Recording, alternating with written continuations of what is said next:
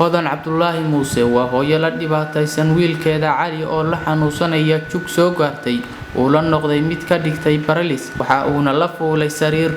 Cali ayaa sida ka muuqata u baahan gargaar bini'aadanimo iyo in uu helo caawimaadda ummadda Soomaaliyeed ee muslimka ah si uu u helo daryeel wanaagsan iyo dhakhtar dalka dibadiisa ah. Hodan marka laga soo tago caafimaadka wiilkeeda u baahan yahay ma haysato wax ay ku quudiso wiilkeeda oo aysan haysan cid caawis haddii ay u shaqayn lahayd. Hooyadani oo ciileen duruufo nololeed iyo dhibaatada haysata wiilkeeda oo ku jira xaalad adag ayaa ummadda Soomaaliyeed ka codsatay in ay u gargaaraan. Assalaamu calaykum waraxmatullaahi wabarakaatuh. Ummadda Soomaaliyeed oo walaalahay ah ayaan la hadlayaa aniga oo ah hooyo dhibaataysan oo la dhaho Hodan Cabdullaahi Muuse. Waxaan halkan ku hayaa wiilka yarka ah oo aniga aan dhalay oo magaciisa la dhaho Cali Abuukar Xasan. Cali xaaladiisa waa xaalad Ilaahay og yahay. Cali waa xanuunsanayaa muddo sanad iyo bar ah, wuxuuna la ildaran yahay xanuun kaga dhacay margiga sulka kaga yaala nabar ah oo jug ah. Anigana ma ogeyn xaaladan ninkan haysata asagoo xanuunsanaya ayaan arkay. Markii igu wardambeysana wuxuu ahaa ilmo caafimaad qaba oo fiican oo hooyaday haysato. Haddana wuu xanuunsanayaa. Xanuunka hayana waxa weeye jugtaas ku dhacday. Dhakhaatiirtii oo dhan haddaan la soo marayna waxay caddeeyeen wax Soomaaliya looga qaban karo inaysan jirin. Dhakhtarkii u dambeeyay aan u geeyay wuxuu igu yiri ninkan waxba Soomaaliya loogama qaban karo. Wadanka dibadiisa meesha ugu sokaysa waa Hindiya. Qarashka ku baxayana waa $25,000. Anigana ma awoodo mana haysto. Walaalahayga muslimiinta waxaan ka codsanayaa inay igala qayb qaataan. Hooyo dhibaataysan ayaan ahay. Waan ka naxsanahay dhibaatada hoosteeda taala. Waa ilmaha yarka ah xanuunsanaya.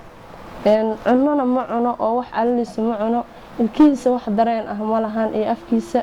Surkiisa waa dhacsan yahay oo waa kaasa surka ma joogo. Margeeda surka waa dhacaya oo ma ahan wax awood ah ma lahan. Tabarna laguma arko oo tabar darra haysa.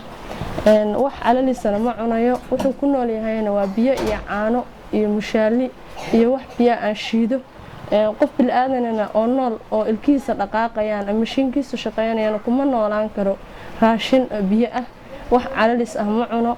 Waa isku dhib qabnaa, waa isku dhibaataysanahay maadaama la yiri wadanka dibadiisa wax looga qaban karaa. Marka caqabadaas ay haysata walaalahayga muslimiinta waxaan ka codsanayaa in ay iga soo jawaabaan arrintaas oo si degdeg wax igala qabtaan. Wixii muslim ah oo Ilaahay dhibaatada haysata Ilaahay baa iga saari kara. Caafimaadna Ilaahay baa siin kara. Inaguna soo duceeyaan Ilaahayna caafimaad ii siiyo. Ilmahaas wuu caafimaad qabaa, maskaxdiisii way maqan tahay, ma fariisan karo, ma hadli karo. Wax ka soconaya saxaraya kaadi ma oga. Wax uu iska yaalaa wuu maqan yahay. Wuuna joogaa oo maskaxiisii qalbigiisii way joogaan, dareenkiisii wuu joogaa, laakiin awoodiisii xarakaadkiisii uu lahaa ma lahan. Wax ku dhacayna aniga ma garanayo. Sida la ii cadeeyo la ii sheegayna guriga hooyada way dhibaatadan ku soo gaadhay.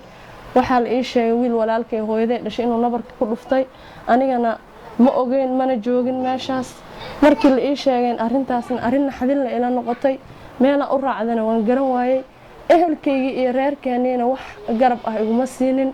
Hadal waxa la igu soo gabagabeeyay faraha ka qaad iska daa meel iska dhig. Ani hooyaan ahay mana tuuri karo, mana ka tagi karo, mana nici karo. Ilaahayna iguma jirabin inta aniga aan ka dhimanay ama asaga uu ka oofsanay Ilaahay. Waxaan rajeynayaa inaan haysto caafimaadna Ilaahay ii siiyo.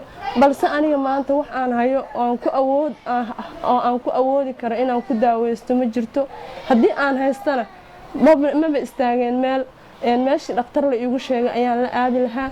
Dhagacade ayaan waxaan ku hayay muddo 5 bilood ah. Dhakhaatiirtii dhagacade soo fariistay waxay warqadahaas ii qoreen. Warqadii hadda ii qoreen waxay iigu qoreen warqadahaas in ninka wadanka dibadiisa waxba meeshan looga qaban karin. Wadanka dibadiisa aan la aado waxba aan kula wareegaysan Afrika iyo Kenya iyo Ethiopia. Meesha ugu sokaysa Hindiya tahay wadanka dibadiisa mana haysto mana awoodo aniga dhibaatadaas aan haysto. Lambarka booliska ah oo la igala soo xiriiray furaha waa 689 eber 513.